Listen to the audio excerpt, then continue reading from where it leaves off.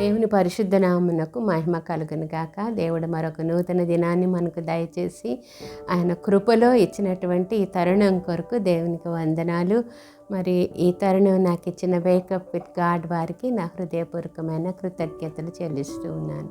ఈరోజు దేవుడు మనకిచ్చిన వాగ్దానము ఆదికాండం 18వ అధ్యాయము 14వ వచనం యొక్క మొదటి భాగంలో వ్రాయబడి ఉన్నది. యెహోవాకు అసాధ్యమైనది ఏదైనా ఉన్నదా? యెహోవాకు అసాధ్యమైనది ఏదైనా ఉన్నదా?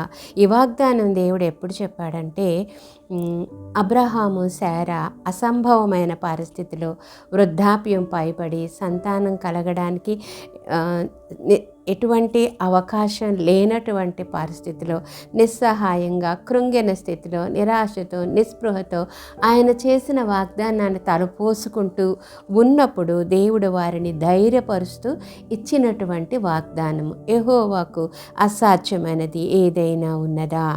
మరి ఈరోజు ఒకవేళ నీ ముందున్న పరిస్థితులను బట్టి నీవు ఇటువంటి స్థితిలో ఉన్నావేమో దేవుడు నీతో చెప్తున్నాడు, యెహోవాకు అసాధ్యమైనది ఏదైనా ఉన్నదా?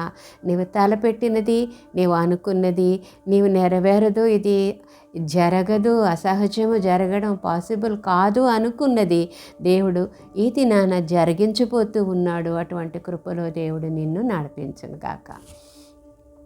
పరిశుద్ధుడైన మా పరలోక ప్రియ తండ్రి, గొప్ప దేవా, నీ ఘనమైన నామానికి వందనాలు తండ్రి. సర్వ సృష్టిని మాట మాత్రంతో సృష్టించిన మీకు అసాధ్యమైనది ఏదీ లేదు కనుక నాయన, మా జీవితంలో సంభవించే అన్ని పరిస్థితుల్లో అన్ని సిట్యువేషన్స్లో నాయన నీవు మాకు తోడుగా ఉండి మేము సాధించలేనిది మాకు సాధించేదిగా చేసే దేవుడవు కనుక మీరిచ్చిన వాగ్దానాన్ని బట్టి నీకు వందనాలు చెల్లిస్తూ యేసు నామంలో అడుగుతున్నాం తండ్రి. ఆమేన్.